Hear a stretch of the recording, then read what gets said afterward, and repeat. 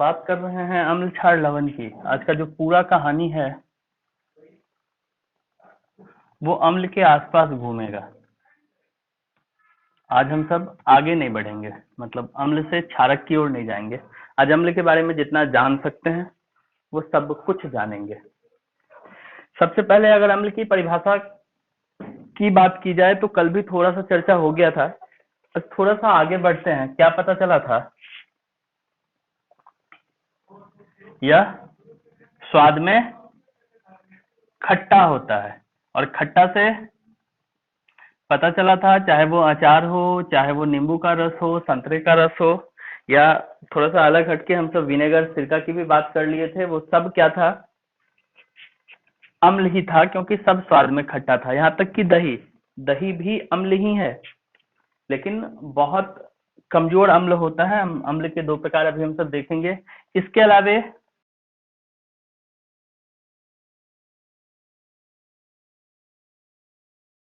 अम्ल किसे कहते हैं? तो वैसा पदार्थ जो स्वाद में खट्टा होता है, नीले लिटमस पत्र को लाल कर देता है और जल में घुलकर H+ आयन देता है, उसे अम्ल कहते हैं। तीनों को मिला के एक परिभाषा बना दिया गया।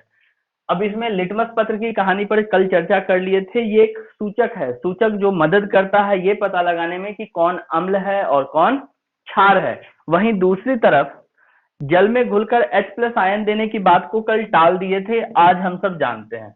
तो उसको जाने उससे पहले अम्ल के कुछ उदाहरण देखो।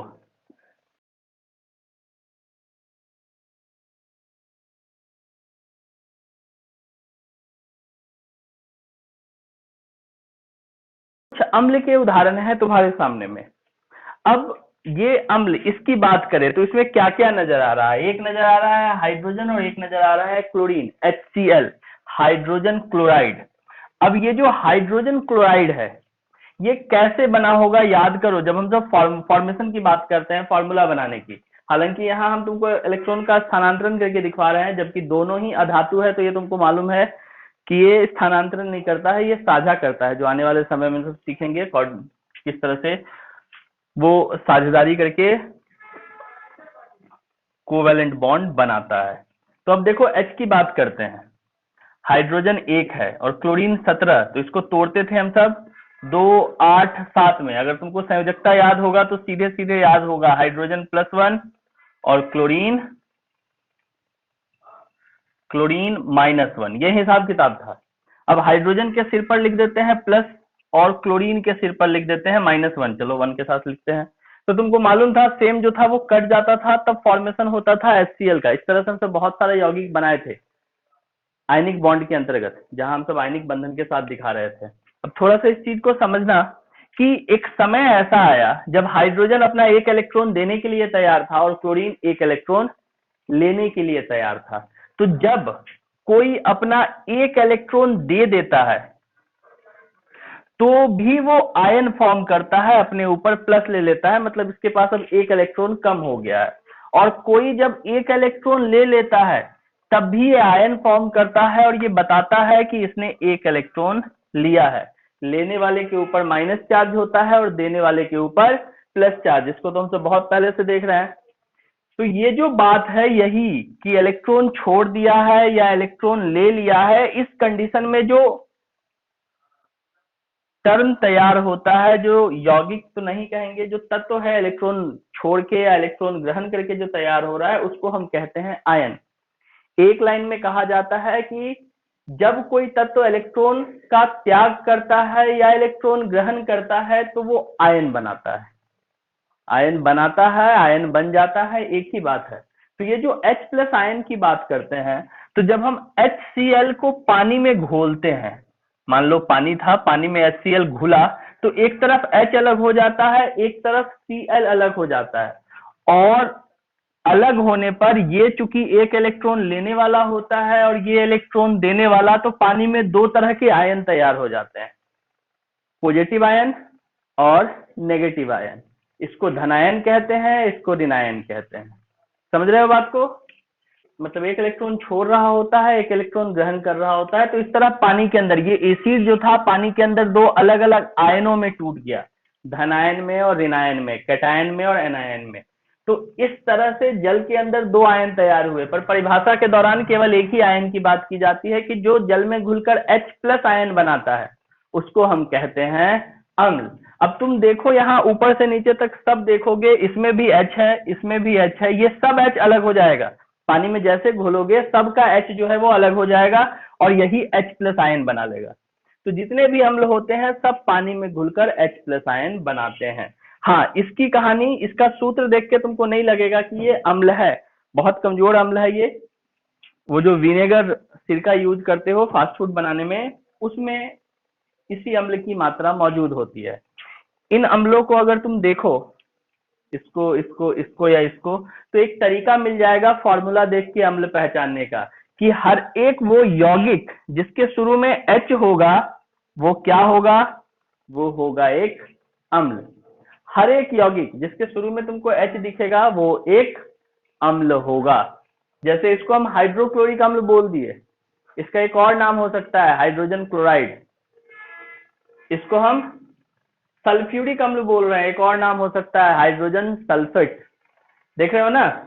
और ये सब तो कुछ IUPAC नेम, यानी आने वाले समय में पता चलेगा कि ये सब नाम कैसे रखा जाता है। ये नाइट्रिक अम्ल है, इसको तुम हाइड्रोजन नाइट्रेट भी बोल सकते थे। तो इस तरह से अम्ल तैयार होता है। अम्ल की पहचान और अम्ल की परिभाषा दोनों पता चल गई है तुमको। अगर तुमको अम्ल दे दिया जाए, मतलब विलयन के रूप में, घोल के रूप में, और तब कहे अम्ल है या क्षार पहचान करो, तब तुमको इस्तेमाल करना होगा किसका, लिटमस पेपर का। लेकिन जब फॉर्मूला लिखा होगा और पूछेगा कि कोई अम्ल है कि नहीं, तो पहचानने का तरीका क्या हो गया कि उसके सामने देखो H है या नहीं। अगर H होगा तो वो क्या होगा, अम्ल होगा। ये जल में घुल के H प्लस आयन देने वाला बात समझ में आ गया। एक लाइन में बोले तो बस जल में टूट जाता है, इसके पास H है इसलिए H प्लस आयन मिलता है। नहीं होता H तो टूटने पर भी H नहीं मिलता, फिर वो H प्लस आयन भी नहीं होता। तो इस तरह से पहला तुम्हारा ये अम्ल की पहचान वाला सेक्शन जो है खत्म हुआ। अब अम्ल के प्रकार में चलते हैं।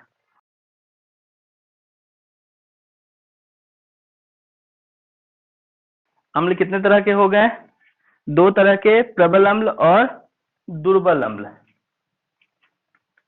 अब परिभाषा अगर हम इन दोनों की बात करें, प्रबल अम्ल और दुर्बल अम्ल की, तो पता है क्या होगा, दोनों ही जल में घुलेंगे, दोनों ही जल में घुलकर H प्लस आयन बनाएंगे। लेकिन जो जल में घुलकर अधिक मात्रा में H प्लस आयन देगा वो प्रबल अम्ल कहलाएगा, और जो जल में घुलकर कम मात्रा में H प्लस आयन देगा वो क्या कहलाएगा, दुर्बल अम्ल। समझ रहे हो ना।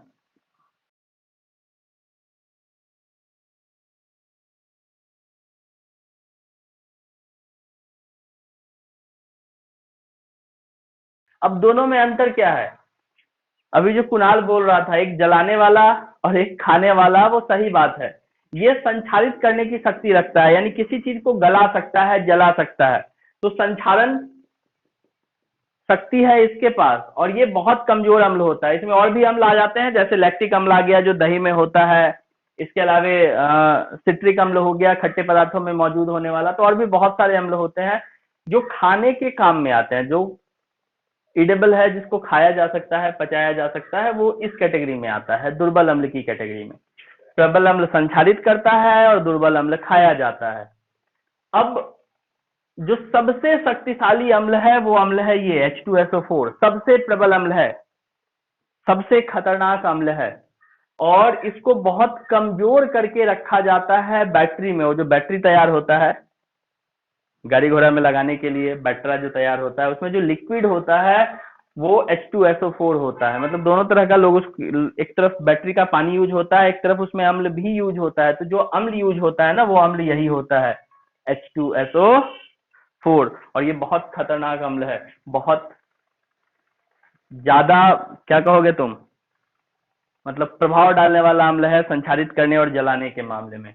तो इस तरह से अम्ल दो प्रकार के हो गए, प्रबल अम्ल और दुर्बल अम्ल। प्रबल अम्ल वो होगा जो जल में घुलकर H प्लस आयन देगा, जबकि दुर्बल अम्ल वो अम्ल होगा जो बहुत कम मात्रा में H प्लस आयन देगा और ये खाने योग्य होता है। ये अगला स्क्रीनशॉट है, ले लो। अम्ल के प्रकार भी खत्म हो गया। देखो अभी तक बात कर रहे थे हम सब H प्लस आयन की। ये H प्लस आयन कहां से आ रहा था, तो जब अम्ल को पानी में घोल रहे थे तो अम्ल के जो दोनों दो भाग थे, एक धनात्मक भाग, एक ऋणात्मक भाग, एक धनायन एक ऋणायन, दोनों अलग हो जा रहा था पानी में। तो पानी के अंदर मान लो हम H2SO4 की बात करते थे, तो ये पानी के अंदर जाके टूट जा रहा है, एक तरफ H बन रहा है, एक तरफ SO4 माइनस माइनस बन रहा है। तो इस तरह से एक धनायन बनता था, एक ऋणायन बनता था। धनायन को कैटायन कह देते हैं इंग्लिश में, और इसको कहते हैं एनायन, आयन फॉर्मेशन के समय। तो इस तरह से ये H प्लस आयन जो है, इसको हम हिंदी में या पूरा बोलना चाहे तो क्या बोलेंगे, हाइड्रोजन आयन। याद रखना H प्लस आयन को अगर हम भाषाई तौर पर लिखना चाहे तो क्या लिखेंगे, हाइड्रोजन आयन। लेकिन एक और बात, ये टूटता कहाँ है, क्या हवा में टूट जाता है, कब टूटता है ये, जब क्या करते हो, इसको पानी में डालते हो, पानी में घोलते हो, ये तब टूटता है। अब पानी में घुलने के बाद क्या होता है ना, ये जो H प्लस आयन है ये जल के साथ अभिक्रिया कर लेता है। तो किसी किसी जगह किताब में लिखा मिलेगा H3O प्लस आयन। समझ रहे हो बात को, जल था और ये H प्लस आयन जो अभी अभी अम्ल से निकला है वो पानी के साथ मिल गया और H3O प्लस, तो दोनों का मतलब एक ही है, कोई बहुत अंतर नहीं है। ये भी सारा वैसा ही गुण है, इसका भी वैसा ही गुण है, बस थोड़ा सा क्या था, यहाँ हम पानी में मिलाए बिना बता दिए कि हाँ H प्लस आयन फॉर्म हो रहा है, और यहाँ हो गया कि उसको थोड़ा सा आगे बढ़ा दिया, कहता है पानी के साथ मिल गया। तो जहां इसको हम हाइड्रोजन आयन कहते हैं, इसको कहा जाता है हाइड्रोनियम आयन। हाइड्रोनियम आयन, समझ में आ रहा है बात, क्या कहलाता है ये, हाइड्रोनियम आयन। कहां से आया हाइड्रोनियम आयन, तो हाइड्रोजन आयन घुल गया पानी में, और पानी में घुलने के बाद जो नया आयन बना H3O प्लस, उसको बोल दिए हम हाइड्रोनियम आयन। आ रही है बात समझ में। तो हाइड्रोजन आयन लिखा दिखे या हाइड्रोनियम आयन लिखा दिखे, घबराना नहीं है, दोनों तुम्हारे लिए अलग चीज तो बिल्कुल नहीं है, क्योंकि दोनों का ही काम एक जैसा होगा, दोनों का ही प्रभाव एक जैसा होगा। कहने को अंतर बस इतना है कि एक को हम पानी से अभिक्रिया करने से, जल से अभिक्रिया करने से पहले ही दिखा दिए, और एक को जल से अभिक्रिया करने के बाद दिखाएं। चाहे हम यौगिक पढ़ रहे हो, चाहे हम तत्व पढ़ रहे हो, चाहे कुछ और हो, दो गुण पढ़ना होता है, भौतिक गुण और रासायनिक गुण। तो अम्ल के भी दो गुण होते हैं, भौतिक और रासायनिक। तो भौतिक गुण तो उसकी परिभाषा में ही शामिल कर दिए थे, जैसे पहला क्या था कि ये स्वाद में खट्टा होता है, ये भौतिक गुण था। दूसरा, ये जल में घुलकर H प्लस आयन देता है, ये भौतिक गुण था। ये नीले लिटमस पत्र को लाल कर देता है, ये भौतिक गुण था। कुछ और बढ़ाना चाहो तो ये संक्षारण प्रवृत्ति का होता है, यानी पदार्थ ये संक्षारित करने वाला होता है, किसी चीज को गलाने वाला होता है। तो ये चौथा भौतिक गुण हो गया। तो इस तरह से भौतिक गुण जो है वो जो तुमको प्रत्यक्ष रूप से दिख रहा है, जिसका तुम अवलोकन आकलन कर सकते हो। रासायनिक गुण जो रासायनिक अभिक्रिया के फलस्वरूप तैयार हो रहा है उसको कहते हैं रासायनिक गुण। तो भौतिक गुण तो बहुत आसान था, सीधे सीधे पढ़ लिए थे। अब रासायनिक गुणों को पढ़ना है। तो रासायनिक गुण में ना सबसे पहले हम करते हैं क्या, एक नंबर में धातु से अभिक्रिया में हमको करना क्या होगा, तो देखो ये है अम्ल के रासायनिक गुण। धातु से अभिक्रिया, मान लो कोई भी अम्ल उठा लिए HCl, इसको किसी भी धातु से अभिक्रिया करा दिए, कैल्शियम से अभिक्रिया करा दी, HCl है यानी हाइड्रोजन क्लोराइड, हाइड्रोक्लोरिक अम्ल, इसको अभिक्रिया करा दिए किससे, कैल्शियम से। तो ये बनाएगा क्या, तो कैल्शियम जो है हाइड्रोजन को हटा देगा, हाइड्रोजन का जगह ले लेगा, तो ये बनाएगा CaCl2 और हाइड्रोजन गैस अलग हो जाएगा। अब ये फॉर्मूला कैसे हुआ, तो देखो एक तो इसको तुम विस्थापन अभिक्रिया कह सकते हो, कैल्शियम हाइड्रोजन से ज्यादा शक्तिशाली है, इसलिए कैल्शियम हाइड्रोजन को हटाएगा। अब कैल्शियम का वैलेंसी होता है +2, क्लोरीन का होता है -1, तो इस तरह अदला बदली होगा तो क्या बनेगा, CaCl2 जो यहाँ बना है, और हाइड्रोजन अलग हुआ। क्योंकि अधातु है, गैसीय अवस्था में रहता है, इसलिए हम इसको सिर्फ H नहीं लिख सकते हैं, इसको हमको अणु के रूप में रखना होगा, तो यहाँ हम H2 रख दिए। तो इस तरह अम्ल धातु से अभिक्रिया कर लवण बनाता है और हाइड्रोजन गैस मुक्त करता है। ये जो भी होगा ये लवण होगा, जब भी धातु अम्ल से अभिक्रिया करेगा लवण बनाएगा। मान लो एक और उदाहरण देखना चाहो, H2SO4 ये भी अम्ल है ना, सल्फ्यूरिक अम्ल है, इसको मैग्नीशियम से अभिक्रिया करा देते हैं, तो मैग्नीशियम हाइड्रोजन से ज्यादा शक्तिशाली है। शक्तिशाली कैसे है ये जानना हो तो पुराना वो वाला लाइन याद करो, या पहला वाला वीडियो फिर से जाके देख लेना, जो पहले चैप्टर का वीडियो डाले हुए हैं उस वाले में तुमको मिलेगा क्या, केदारनाथ का माली आलू जरा फीके सरे पकाता है, क्यूट हरी आएगा और पीटेगा। तो कहाँ केदारनाथ का माली, माली ऊपर यानी मैग्नीशियम ऊपर है, और क्यूट हरी आएगा और पीटेगा, कितना नीचे आ गए हम सब। तो इस तरह से हाइड्रोजन से ज्यादा शक्तिशाली है कौन, मैग्नीशियम। तो मैग्नीशियम हाइड्रोजन को हटाएगा। अब बनेगा क्या, तो मैग्नीशियम के सिर पर +2, सल्फेट के सिर पर -2, दोनों सेम सेम है तो कट गया ना, अदला बदली की जरूरत ही नहीं है। तो यहाँ क्या बनेगा, यहाँ बनेगा MgSO4 और प्लस हाइड्रोजन फिर से अकेला हो जाएगा। तो इस तरह से यहाँ कैल्शियम क्लोराइड बना, यहाँ मैग्नीशियम सल्फेट बना। ये सब एक प्रकार का लवण है, ना अम्ल है ना क्षार है, ये जो बना ये क्या है, लवण। तो इसके सामने स्टेटमेंट लिख दिया जाता है, जब कोई अम्ल धातु से अभिक्रिया करता है तो लवण बनाता है और हाइड्रोजन गैस मुक्त करता है। धातु के ऑक्साइड से अभिक्रिया, अब धातु का ऑक्साइड यही है, कोई खास अंतर नहीं। यहाँ मान लो HCl है, इसको रहने दिए और कैल्शियम ऑक्साइड बना दिए, तभी धातु से अभिक्रिया करा रहे थे, अब धातु के ऑक्साइड यानी कैल्शियम ऑक्साइड से अभिक्रिया करा रहे हैं। तो अब यहाँ जहां विस्थापन हो रहा था, यहाँ तुम समझ सकते हो ये द्विविस्थापन वाला हिसाब होगा। कैल्शियम यहाँ आके बैठेगा, हाइड्रोजन ऑक्सीजन अलग हो जाएगा, तो कैल्शियम यहाँ बैठेगा तो फिर से ऐसा ही कुछ बनेगा, CaCl2, क्योंकि कैल्शियम का संयोजकता 2 और क्लोरीन का 1, अदला बदली हुआ तो CaCl2 बन गया।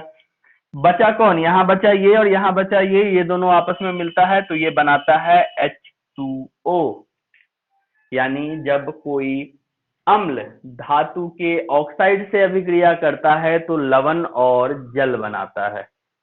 समझ रहे हो बात को। फिर उसी तरह से एक और ले लो कुछ भी, यही लेते हैं H2SO4 और प्लस Na2O। इस बार हम सोडियम ऑक्साइड ले लिए हैं, तो सोडियम चला जाएगा सल्फेट के साथ, सोडियम के सिर पर +1 होता है और सल्फेट के सिर पर -2, तो अदला बदली होगा तो यहाँ 2 आएगा, यहाँ 1 लिखने की जरूरत नहीं है, पर 2 तो लिखना पड़ेगा।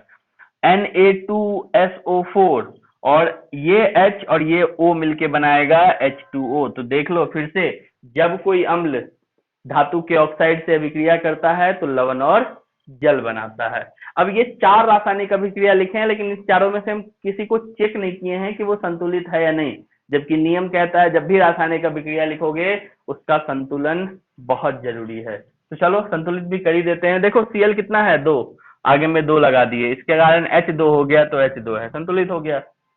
यहाँ H2 है, H यहाँ भी 2 है, SO4 पूरा SO4, ऐसे तो S और O अलग अलग देखना था, पर SO4 एक साथ हम देख रहे हैं, एगो है, यहाँ भी एगो है, और मैग्नीशियम बराबर। इस मेथड को कहते हैं हीट एंड ट्रायल मेथड, पहले भी बोले हैं और हम सबको यही सीखना है संतुलित करने के लिए। इस वाले को तुलना करो, देखो यहाँ Cl कितना है, 1, यहाँ Cl कितना है, 2, तो आगे में 2 लगाएंगे, Cl हो गया। Cl होने के कारण हाइड्रोजन कितना हो गया, हाइड्रोजन हो गया 2, यहाँ भी हाइड्रोजन 2 है, बैलेंस हो गया। कैल्शियम 1 है, कैल्शियम 1, ऑक्सीजन 1 है, ऑक्सीजन 1, बराबर हो गया।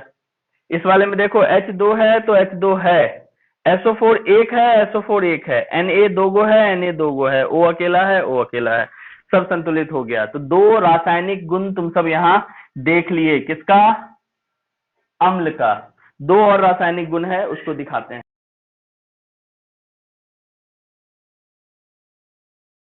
धातु के कार्बोनेट या बाइकार्बोनेट से अभिक्रिया। अब धातु के कार्बोनेट क्या होगा देखते हैं। मान लो ये एक अम्ल है और इस अम्ल को धातु के कार्बोनेट से अभिक्रिया कराना है, तो धातु का कार्बोनेट कोई भी धातु लगा के उसके साथ कार्बोनेट लगा देना है, जैसे कैल्शियम कार्बोनेट लगाते हैं, CaCO3। चार्ट देखो, वो चार्ट और वो पूरा का पूरा याद रखना होगा तुमको कि कैसे यौगिक बनता है, किस तरह से हम फॉर्मूला तैयार कर रहे थे। यानी चैप्टर 1 में जो पढ़े हैं एक एक चीज हर चैप्टर में यहाँ बहुत जरूरत होने वाली है उनकी, इसलिए छोड़ नहीं सकते हो। भूल गए हो तो ऑप्शन वही है, वीडियो देखो, और याद है तो उस चार्ट को याद करो ताकि इसको बनाने में कोई तकलीफ ना हो। तो ये हो गया अम्ल, इसको अभिक्रिया करा दिए, कैल्शियम एक धातु है और उसको कार्बोनेट से मिला के कैल्शियम कार्बोनेट यानी धातु के कार्बोनेट तैयार कर दिए हैं। अब धातु के कार्बोनेट से अम्ल अभिक्रिया करता है तो क्या होता है, सबसे पहले तो लवण वही बनेगा, ये जो कैल्शियम है हाइड्रोजन को हटा के उसका जगह ले लेगा, तो ये बनाएगा CaCl। और तुमको मालूम है कि कैल्शियम का 2 होता है वैलेंसी, क्लोरीन का एक इसके पास नहीं लिखेंगे पर इसका 2 तो इसके पास लिखेंगे, तो CaCl2 तो बन गया, कैल्शियम क्लोराइड तो बन गया। अब बच रहा है कौन, ये और ये। तो यहां बनता क्या है, यहां बनता है CO2, कार्बन था ऑक्सीजन के साथ, CO2 और H2O। तो यहां 3 चीजें बनती है। जब अम्ल धातु के कार्बोनेट या बाइकार्बोनेट से अभिक्रिया करता है तो लवण बनता है या लवण और जल बनता है तथा कार्बन डाइऑक्साइड गैस मुक्त होता है। ये हो जाता है भाषण स्टेटमेंट, जो बोल दो कि जब अम्ल धातु के कार्बोनेट या बाइकार्बोनेट से अभिक्रिया करता है, बाइकार्बोनेट का उदाहरण नहीं दिए हैं, वो हम अब दे रहे हैं। तो जब अम्ल धातु के कार्बोनेट या बाइकार्बोनेट से अभिक्रिया करता है तो लवण बनता है। ये कौन सा लवण है, इसका नाम है कैल्शियम क्लोराइड। लवण बनता है, जल बनता है और कार्बन डाइऑक्साइड गैस मुक्त होता है। अब बाइकार्बोनेट को समझो, पहले इसको संतुलित करके देखते हैं। कैल्शियम 1, क्लोरीन 2, क्लोरीन 1, आगे में 2 लगाओ, हाइड्रोजन 2, कार्बन 1, ऑक्सीजन कितना 2 और 1 3, यहाँ भी 3 है ना। तो सब संतुलित हो गया, नीचे नाम लिखना हो नाम लिख देना। अब धातु के कार्बोनेट से अभिक्रिया देख लिए, अब धातु के बाइकार्बोनेट से अभिक्रिया करता है।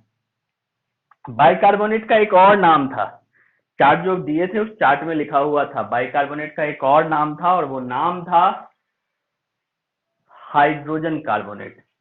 तो कैल्शियम के साथ ही देख लो, कैल्शियम CaHCO3 ये था हाइड्रोजन कार्बोनेट, बाइकार्बोनेट जिसको तुम बोल सकते हो, कैल्शियम हाइड्रोजन कार्बोनेट या कैल्शियम बाइकार्बोनेट। इसको अम्ल से अभिक्रिया कराना है, इसी से करवा देते हैं ताकि समझने में ज्यादा आसान हो। फिर से वही करेगा, कैल्शियम क्लोरीन के साथ लवण बना लेगा मिलके, यानी CaCl2 बना लेगा, और यहां भी कार्बन है तो फिर से CO2 बनेगा, यहां भी हाइड्रोजन है तो वो भी O के साथ मिलेगा तो ये भी H2O बनाएगा। तो सीधी सी बात हो गई कि जब धातु के बाइकार्बोनेट या धातु के हाइड्रोजन कार्बोनेट अम्ल के साथ अभिक्रिया करते हैं तब भी लवण और जल बनता है तथा कार्बन डाइऑक्साइड गैस मुक्त होता है। इसलिए दोनों को मिला के एक ही पॉइंट बना दिया गया है कि बनने वाला चीज तो बदलता ही नहीं है। इसको संतुलित करके देखो, इस बार थोड़ा सा मेहनत करो। तो देखो, सबसे पहले क्लोरीन यहाँ 2 है, यहाँ 1 है, आगे में 2 लगा दिए, क्लोरीन तो बराबर हो गया। कैल्शियम 1 है, कैल्शियम 1 है, ठीक है। हाइड्रोजन 2 है, हाइड्रोजन 2 है, ये भी ठीक है। यहाँ हाइड्रोजन है जी, 2 हाइड्रोजन यहाँ है और 2 हाइड्रोजन यहाँ है, समझना ब्रैकेट में पूरा है, मतलब हाइड्रोजन यहाँ भी 2 है और हाइड्रोजन यहाँ भी 2 है, तो 4 हाइड्रोजन हो गया। यहाँ हाइड्रोजन 2 ही है तो आगे में 2 लगाएंगे तो हाइड्रोजन तो 4 हो गया। अब ऑक्सीजन कितना हो गया, ऑक्सीजन से पहले एक बार कार्बन को देख लो, कार्बन कितना है। तो यहाँ कार्बन डब्बे में बंद है, बाहर 2 है, यानी कार्बन भी 2 है, और यहाँ कार्बन कितना है 1, तो इसके आगे हम 2 लगा दिए, कार्बन भी 2 हो गया। अब ऑक्सीजन पे नजर डालो, यहाँ 2 लिखने के कारण ऑक्सीजन यहाँ 2 है और यहाँ ये है 2 दूना 4, तो 4 और 2 6 है, यहाँ कितना है 3 था, बाहर में 2 है, मतलब 3 दूना 6, ये भी संतुलित हो गया। तो इस तरह से धातु के कार्बोनेट और बाइकार्बोनेट से अभिक्रिया समझ गए। चौथा है क्षार से अभिक्रिया। क्षार वाला क्या होगा कि जब कोई अम्ल किसी क्षार से अभिक्रिया करता है, सबसे कॉमन एग्जाम्पल और सबसे कॉमन रिएक्शन है इस चैप्टर का, जब भी कोई अम्ल किसी क्षार से अभिक्रिया करता है तो लवण और जल बनता है। सोडियम क्लोरीन के साथ आ जाएगा, सोडियम क्लोराइड बनाएगा जो कि एक लवण है, और दोनों H और एक O मिलके बना लेगा H2O, तो ये हो गया लवण और जल। जब कोई अम्ल क्षार से अभिक्रिया करता है तो लवण और जल बनता है। कुछ भी ले लो, H2SO4 ले लो,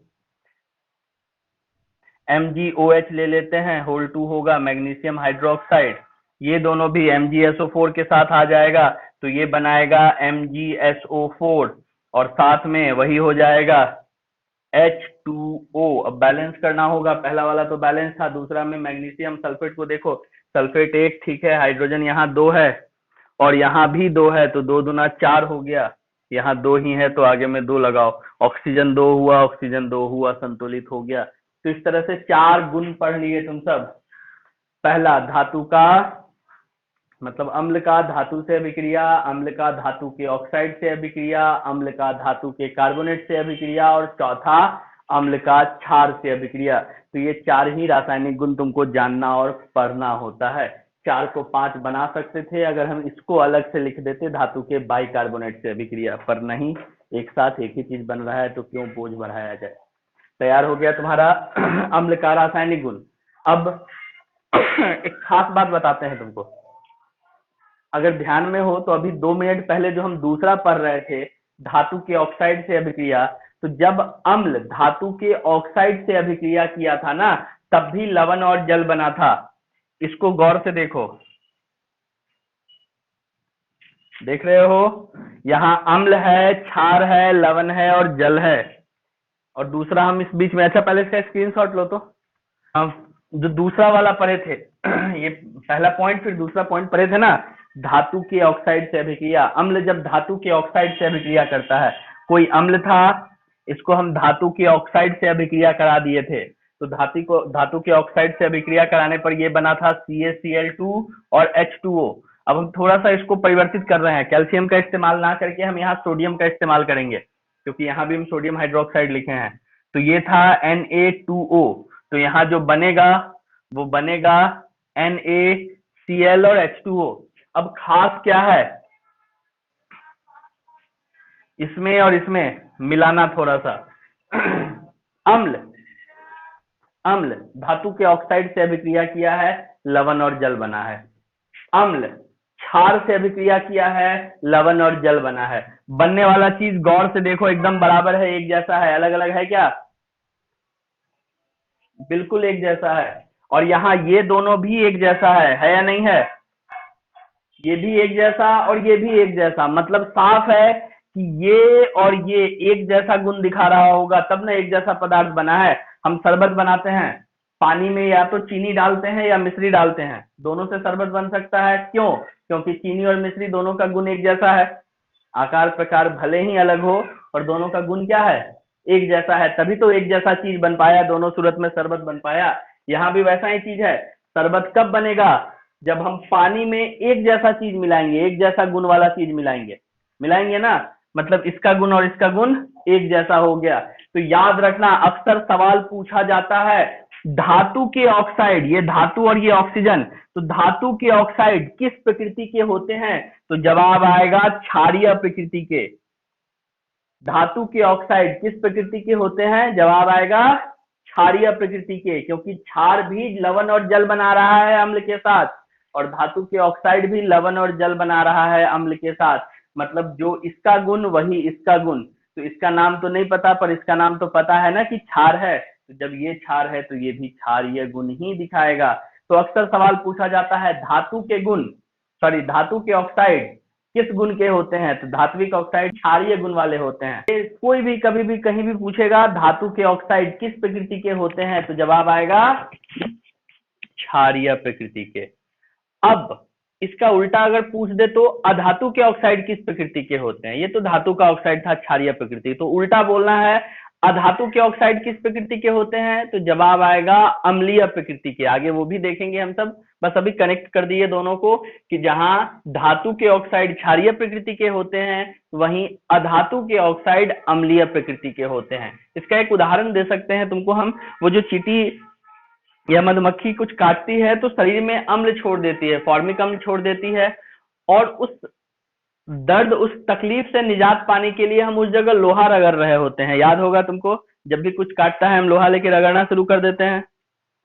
क्यों ऐसा करते हैं? क्योंकि शरीर में छोड़ दिया गया है अम्ल, चींटी के द्वारा, मधुमक्खी के द्वारा छोड़ दिया गया है अम्ल। अब उस अम्ल के प्रभाव को खत्म करने के लिए हमको जरूरत महसूस होती है क्षार की, और मेरे आसपास आसानी से कोई क्षार तो उपलब्ध होता नहीं है।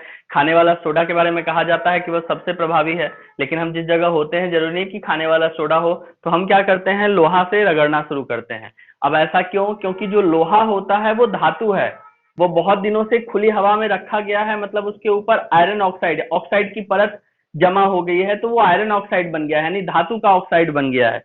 लोहा धातु है, उस पर ऑक्सीजन का परत बन गया, यानी धातु का ऑक्साइड हो गया। और धातु का ऑक्साइड किस प्रकृति का होता है? क्षारीय प्रकृति का। तो शरीर में चींटी ने अम्ल छोड़ा था, हम लोहा यानी लोहा का ऑक्साइड यानी धातु का ऑक्साइड रगड़ना शुरू किए, जो अपने आप में क्षारीय प्रकृति का होता है, जो हो सकता है अम्ल के प्रभाव को समाप्त कर दे, इसलिए हम उसको रगड़ा करते हैं। फायदा होता है कि नहीं वो तुम्हें सब बताना। तो ये अम्ल के रासायनिक गुण खत्म हो गए।